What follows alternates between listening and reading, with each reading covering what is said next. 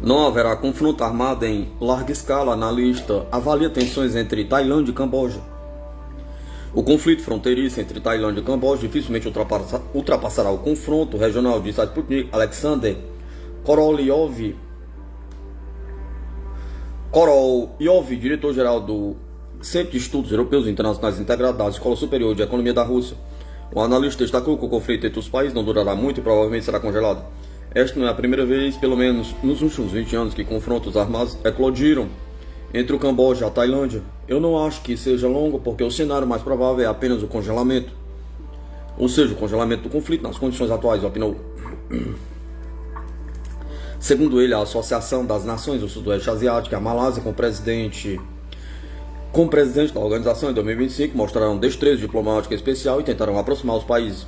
Então, continuou, muito provavelmente a ASEAN terá sucesso, por isso não haverá um confronto armado em larga escala. Além disso, enfatizou, atores externos como os Estados Unidos, a União Europeia, a China e a Rússia consideram esse conflito um confronto fronteiriço local que não lhes interessa. Nesse contexto, apontou a escalada do conflito entre o Camboja e a Tailândia pioraria tensões diplomáticas, estabilidade territorial e a unidade da ASEAN, dificultando seu papel como entidade mediador, o que é crítico para a resiliência e a segurança da região. A questão de quem é o culpado é uma questão filosófica que não pode ser respondida, porque cada lado culpa o outro. O lado tailandês acusa o Camboja de realizar ataques em minar a integridade territorial. O Camboja diz o mesmo, ressaltou. Assim finalizou a analista. Esta é uma questão complexa e histórica, e não havendo resposta inequívoca. A escalada do conflito fronteiriço entre a Tailândia e o Camboja entrou na fase armada na manhã desta segunda-feira, 24/7 de 2025. Após tiroteios, as partes trocaram ataques de artilharia. O Camboja usou o sistema de lançamento múltiplo foguete Grad contra alvos civis na Tailândia. A Tailândia, por sua vez, respondeu com um ataque aéreo a mortos e feridos. As autoridades de 4 províncias fronteiriças da Tailândia anunciaram a evacuação de moradores.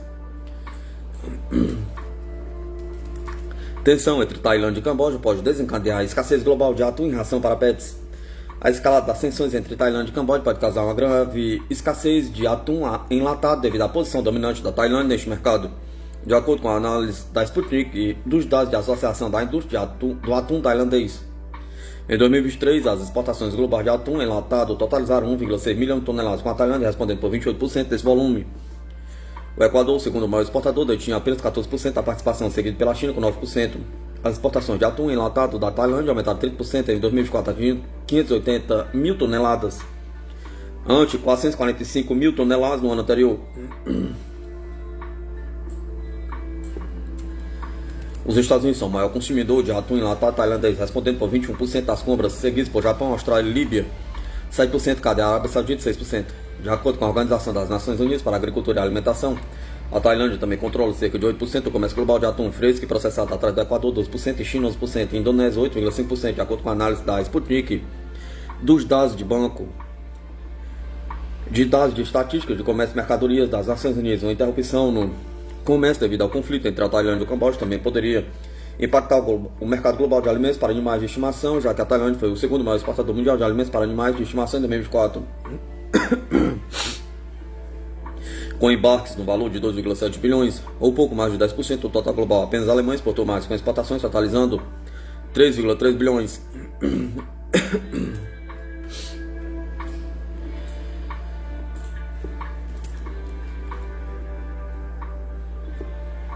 Também neste caso, os Estados Unidos foram o principal comprador de alimentos para animais de estimação tailandeses, respondendo por quase 1/3 das exportações da Tailândia. Outros grandes importadores incluem Japão 2%, Austrália e Itália 6% cada, Malásia 5% e Filipinas e Alemanha 4% cada.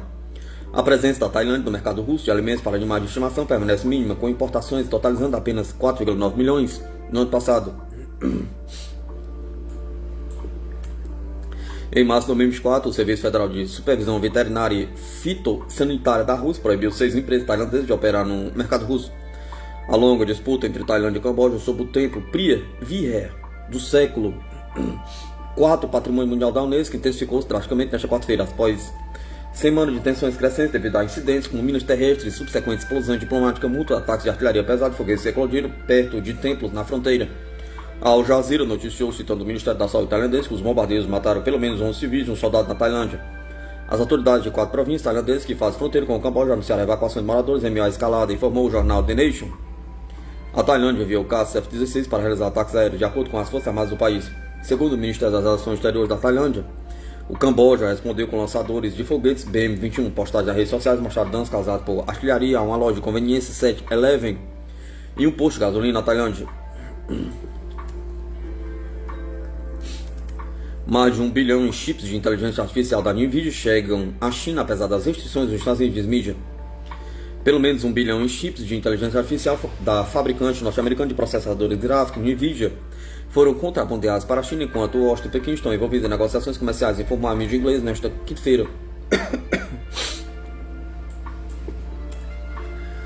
Na quarta-feira, o secretário de Comércio dos Estados Unidos, Howard Lutnick, informou que os Estados Unidos permitirão que a China compre os chips de inteligência artificial H20 da NVIDIA, desde que Pequim forneça terras raras para empresas norte-americanas. A análise de desenho de contratos de venda registros de empresas e de diversas pessoas com conhecimento direto dos negócios mostrou que as empresas chinesas estão em sua maioria interessadas no B200 da NVIDIA, um chip mais potente que o H20 e amplamente utilizado por empresas como a OpenAI, Google no desenvolvimento de inteligência artificial, mas com venda proibida na China.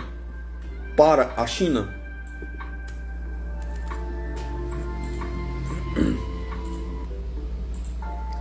segundo o Financial Times, citando os contratos revisados, os distribuidores das províncias chinesas de Guangdong, Zhejiang e Anhui venderam mais de 1 bilhão em chips B200, bem como chips H100 e H200, nos 3 meses anteriores ao anúncio da NVIDIA. Na semana passada, o que havia recebido a aprovação do governo do presidente Donald Trump para vender seus chips H20 para a China. Ao mesmo tempo, advogados familiarizados com as regras disseram ao Financial Times que, embora receber e vender chips restritos na China seja legal, desde que todas as tarifas sejam pagas às entidades que os vendem, estariam violando as regulamentações norte-americanas no dia 18 de julho.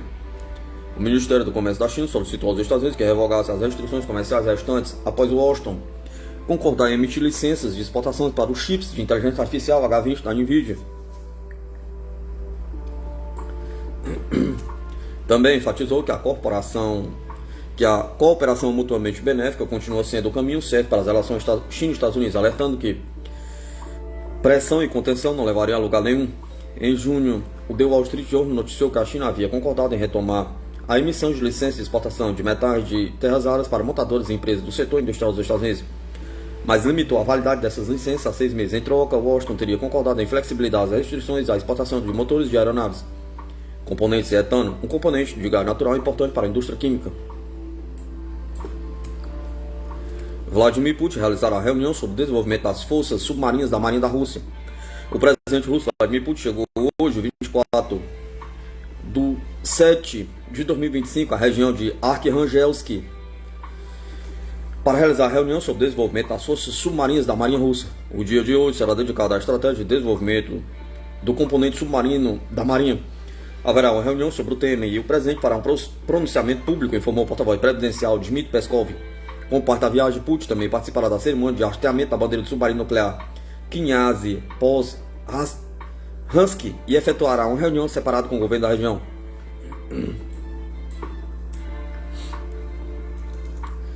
A Alemanha quer mandar Patriot para Kiev, mas os Estados Unidos só conseguem repor o sistema em 2026, diz mídia. A Alemanha vai receber o primeiro sistema de defesa aérea Patriot dos Estados Unidos para substituir os transferidos para a Ucrânia em, no máximo, 8 meses. Enquanto o ministro da Defesa alemão Boris Pistorius insiste em acelerar a entrega dos sistemas, informou a mídia alemã citando fontes. De acordo com a apuração da The Spin, na quarta-feira vai levar ainda mais tempo para que os Estados Unidos entreguem todos os outros sistemas aos seus parceiros. Segundo a mídia, os Estados Unidos planejam colocar os países que transferiram o Patriot para Kiev no topo da lista de candidatos a novos sistemas da empresa norte-americana RTX Corporation. O ministro da Defesa alemão Boris Pistorius disse à apuração que está negociando com o fabricante a aceleração da produção e das entregas, e que também pode discutir o assunto com seu colega norte-americano Patrick Sete. O ministro também observando o ministro teria observado que os prazos de entrega dos novos sistemas devem ser de meses, não anos. Esperamos que a OTAN entre em contato com os Estados Unidos novamente, deixe claro ao fabricante dos sistemas Patriot que os países que os fornecem devem receber os novos sistemas dentro de alguns meses. Não se trata apenas de atuais capacidades operacionais da nossa defesa aérea, mas também da nossa capacidade de conduzir treinamento contínuo nos sistemas Patriot de Pistols, citado pela The Spingen.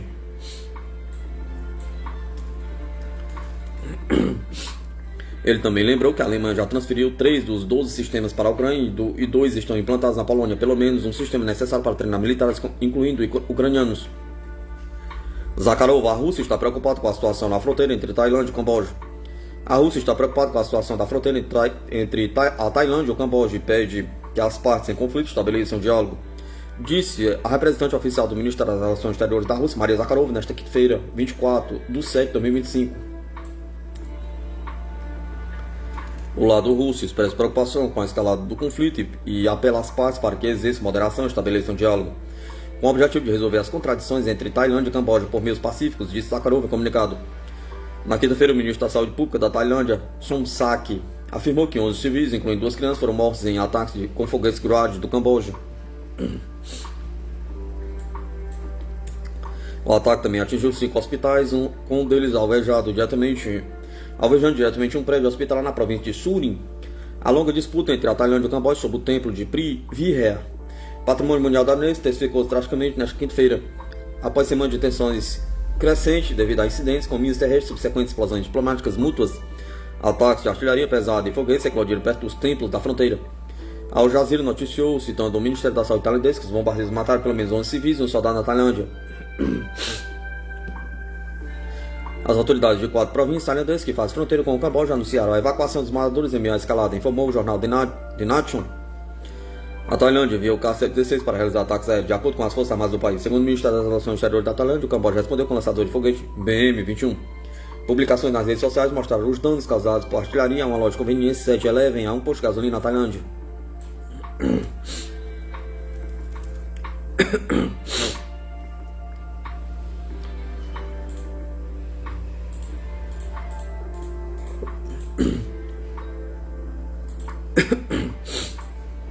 Eslovênia descarta votação sobre gastos com defesa e busca novo kit de armas visando a OTAN. Em uma reviravolta política, as autoridades da Eslovênia descartaram a iniciativa de referendo sobre os planos do país de aumentar seus gastos com defesa para 3% do PIB até 2030. O desenvolvimento ocorre no momento em que Ljubljana negocia a maior aquisição militar da história do país, visando cerca de 106 veículos AMV XP da finlandesa Patria, por um valor estimado de 695 milhões de euros. Em 18 de julho, a Assembleia Nacional, a Câmara Baixa do Parlamento esloveno, votou pelo cancelamento do referendo consultivo proposto. No início deste mês, os legisladores aprovaram a iniciativa eleitoral proposta por um partido minoritário de esquerda que faz parte do governo.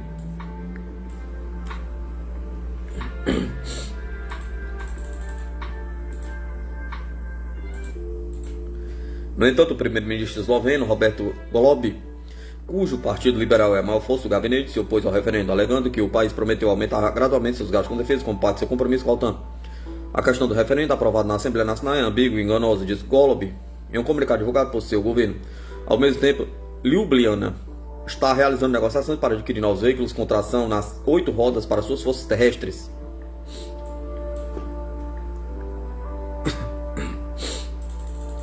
A Eslovênia e a Finlândia assinaram uma carta de intenções em fevereiro passado para fazer um pedido. O governo esloveno havia desistido de um acordo de 2022 para a compra de 45 veículos blindados Boxer da Organização Intergovernamental para a Cooperação Conjunta em Armamento.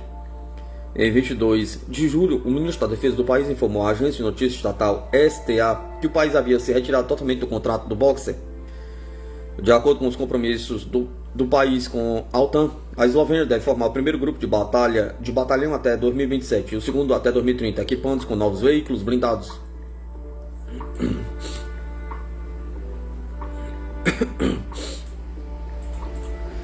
A Airbus e TUSAS assinam um acordo para a colaboração em jato de treinamento RUJET para a Espanha. A Turkish Aerospace Industry, a Airbus, uma das principais empresas aeroespaciais da Europa, assinaram um acordo para acelerar a exportação do jato de treinamento avançado Hurjet para a Espanha. Assinado durante a 17ª Feira Internacional de Indústria e Defesa, o pacto formaliza a colaboração entre a TUSAS e a Airbus no programa Hurjet e define o papel de cada empresa no processo de aquisição de jatos de treinamento na Espanha. A medida segue um memorando de entendimento assinado em maio entre a TUSAS e um consórcio da indústria de defesa espanhola, que inclui a Airbus com foco na colaboração industrial em torno do Hurjet. O novo acordo visa acelerar o processo de integração da aeronave ao inventário da Força Aérea Espanhola. A parceria também esclarece detalhes importantes sobre a exportação do Hurjet. Segundo o acordo, espera-se que a aquisição de até 30 aeronaves Hurjet para atender a demanda espanhola por jatos de treinamento. O contrato final de venda está previsto para ser assinado até o final de 2025, com entregas previstas para começar em 2028. O acordo define os termos de compartilhamento de trabalho para ambas as partes e é considerada a etapa final antes do pedido previsto da Força Aérea Espanhola para o final deste ano. Este acordo, assinado entre as duas empresas, define como pretendemos executar o programa Hurjet na Espanha. Ele define a intenção e os termos, como vamos trabalhar juntos, quem será responsável por quê e como integraremos a equipe espanhola ao projeto Hurjet, disse Jean-Brice Dumont, chefe de poder aéreo da Airbus Defence and Space.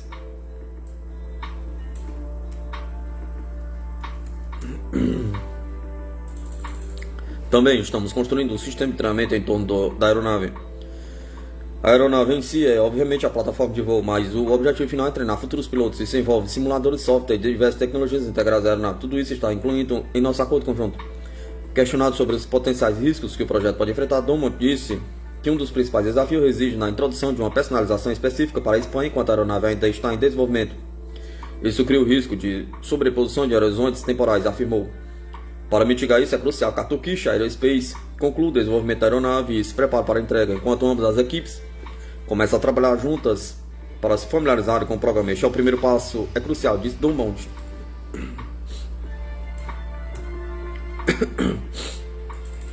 Precisamos de uma aeronave básica como base, e essa aeronave está atualmente em desenvolvimento. Assim que estiver pronta, poderemos prosseguir com a customização espanhola. Esses dois esforços ocorrerão em paralelo. No entanto, precisamos ter cuidado para não sobrecarregar a equipe principal de desenvolvimento durante esse processo. Dumont diz que o objetivo da empresa é cumprir as obrigações da política industrial decorrentes da venda. O Ministério da Defesa espanhola solicitou a incorporação do conteúdo espanhol nas aeronaves turcas e o estabelecimento de fortes laços industriais entre entidades espanholas e a Turkish Aerospace de Chile. Essa é a nossa prioridade atual.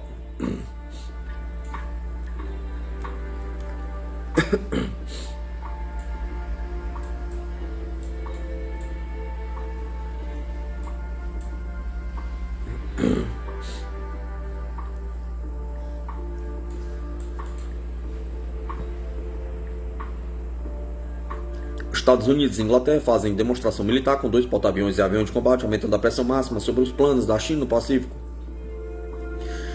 Com caças furtivos de quinta geração sobrevoando o mar de Timor e 2 dos maiores porta-aviões do mundo navegando lado a lado, a Inglaterra e os Estados Unidos protagonizaram um exercício naval de impacto global. A operação, batizada de Wigmast, representa um movimento calculado das potências ocidentais para conter a influência chinesa no Indo-Pacífico, uma região que se tornou-se o novo epicentro das tensões geopolíticas globais. Em 18 de julho de 2025, as águas do mar de Timor receberam uma formação sem precedentes. O porta-aviões britânico HMS Prince of Wales, o maior navio de guerra já construído na Inglaterra, uniu forças com o George Washington, o super porta-aviões nuclear da classe Nimitz dos Estados Unidos. Ao redor deles, uma esquadra multinacional reuniu destroyers, embarcações logísticas e fragatas de apoio de países como Canadá, Noruega e Austrália.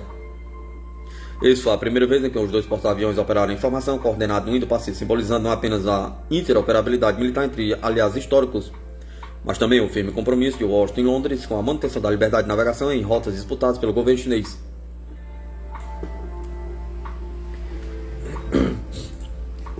As imagens divulgadas pelos Ministérios da Defesa dos 2 países reforçam a magnitude do exercício.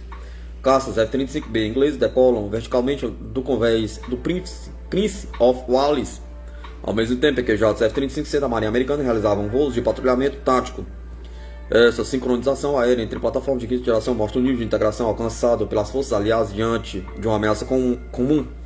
A crescente militarização chinesa. A presença do Prince of Wales no Indo-Pacífico faz parte de uma missão global de 8 meses que se estende até dezembro de 2025. A Operation Red March inclui escalas estratégicas no Mediterrâneo, Oriente Médio, Sudoeste Asiático, Japão e Oceania. Desde que deixou Portsmouth em abril, o grupo naval inglês tem realizado tanto treinamentos militares quanto ações diplomáticas e comerciais.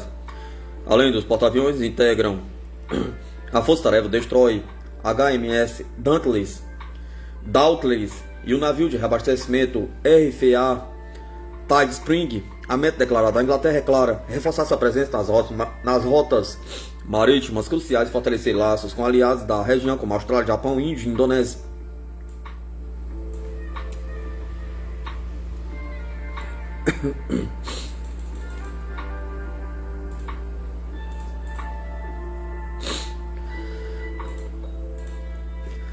A manobra é especialmente simbólica, pois ocorre no momento em que o Indo-Pacífico se converte no palco principal da disputa entre grandes potências. Nos últimos meses, a China intensificou seus exercícios militares em torno de Taiwan, com simulações navais que beiram a provocação. A resposta ocidental, ainda que cuidadosamente calibrada, ganha novos contornos com missões como Red March, uma das incógnitas mais sensíveis do roteiro inglês, e a possibilidade de atravessar o Estreito de Taiwan. Um corredor marítimo de 110 milhas náuticas, considerado o ponto mais volátil da geopolítica asiática. Nos anos anteriores, navios da OTAN evitaram esse trajeto por temor de represálias diplomáticas da China. No entanto, desta vez, o Ministério da Defesa inglês não descartou publicamente essa opção. A simples possibilidade de cruzar o estreito já funciona como gesto de dissuasão. Caso isso aconteça, seria interpretado como uma mudança clara de postura de Londres frente à China, aproximando-se da estratégia adotada regularmente pelos Estados Unidos por aliados como Japão e Austrália.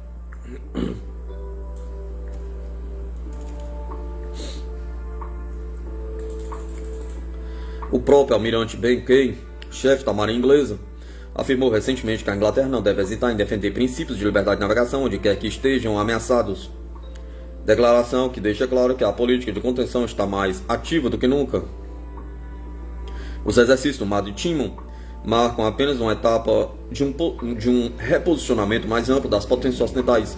A Royal Navy e a US Navy estão expandindo suas capacidades de atuação no Indo-Pacífico com o objetivo de formar um cordão estratégico que contenham avanços militares chineses, especialmente nas zonas próximas ao Mar do Sul da China, onde Pequim construiu ilhas artificiais militarizadas e bases de mísseis. Ao mesmo tempo, diplomatas ingleses e norte-americanos vêm reforçando alianças regionais por meio de acordos de cooperação em defesa, inteligência e infraestrutura. É o caso de AUKUS, pacto entre Austrália, Inglaterra e Estados Unidos, e a Aliança Quad, que inclui Índia e Japão. Essa convergência entre poder naval e diplomacia dos bastidores tenta garantir que o equilíbrio de forças no Indo-Pacífico não seja desestabilizado por ações unilaterais da China.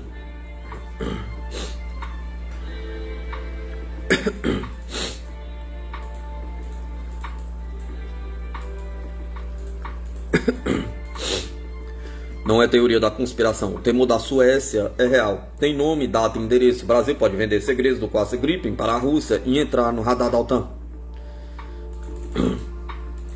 Força Aérea da Suécia em alerta.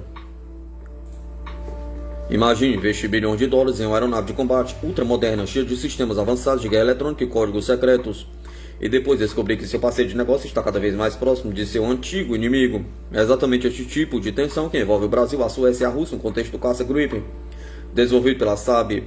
E não é teoria da conspiração. O temor sueco é real, tem nome, data e endereço. Moscou. O Gripen não é um caça qualquer, criado pela SAB nos anos de 1980 para defender a Suécia de uma possível invasão da União Soviética. Ele foi pensado para operar até em rodovias estreitas, longe de grandes bases aéreas. Um caça leve e age com altíssima capacidade de se adaptar a cenários complexos. É o retrato da doutrina de defesa sueca. Eficiência com mobilidade, independência tática.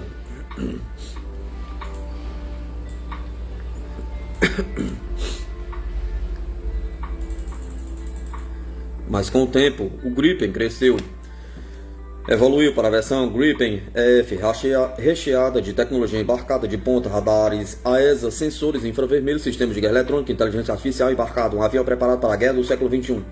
E foi exatamente esse modelo que o Brasil comprou. Em 2014, o governo brasileiro assinou um acordo com a SAP para adquirir 36 unidades do Gripen F com direito à transferência de tecnologia. A parceria inclui a montagem local em Gavião Peixoto através da Embraer, além de treinamento técnico e participação de engenheiros brasileiros no desenvolvimento da aeronave.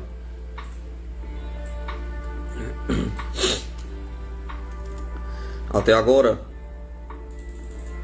10 unidades já foram entregues à Força Aérea Brasileira e o Ministério da Defesa já estuda ampliar o lote para até 45 aeronaves. Para o Brasil, esse programa é mais do que um simples compra, é uma aposta na autonomia tecnológica do país em setores estratégicos como defesa cibernética, sistemas embarcados e até inteligência artificial aplicada ao combate aéreo. O clima começou a pesar quando, em 9 de maio de 2025, o presidente Lula apareceu como convidado especial na parada militar do Dia da Vitória em Moscou, ao lado de Vladimir Putin e Xi Jinping. A imagem viralizou nos bastidores da OTAN, acendeu um sinal vermelho.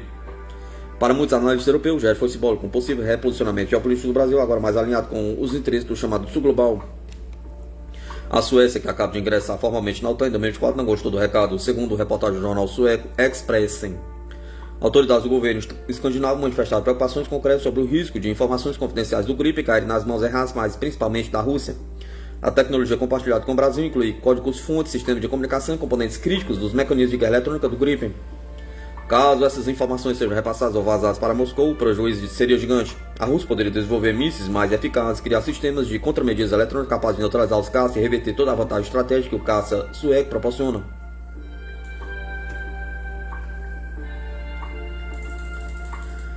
Não à toa, a SAB reforçou a proteção desses dados. Em agosto de 2024, nomeou Peter Dolling, ex-chefe de contra-inteligência da Suécia, como diretor da empresa no Brasil, justamente para garantir o cumprimento de protocolo de segurança e impedir qualquer uso indevido de tecnologias sensíveis. A sombra da Turquia, o aviso da OTAN. O caso lembra o episódio da Turquia, que em 2019 comprou o sistema russo de mísseis S-400 e acabou expulso do programa F-35 pelos Estados Unidos. Um recado claro: equipamentos militares não são apenas negociação política externa disfarçada de defesa. A Força Aérea Brasileira está agora no radar da OTAN. Se os europeus perderem a confiança, podem impor restrições à continuidade das entregas ou na repasse de tecnologia.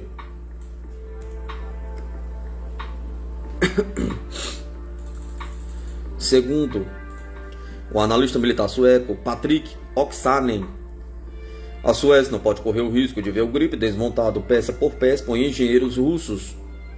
Apesar do incômodo europeu, o Brasil tem tentado manter uma postura de equilíbrio. Lula, em visita a Paris em junho de 2025, defendeu uma solução diplomática para o conflito na Ucrânia e rejeitou qualquer alinhamento automático com potências militares. Ainda assim, a aproximação com a Rússia e a China gera desconforto entre antigos parceiros como a França, a Alemanha e a Suécia, principalmente quando se trata de transferência de tecnologia militar.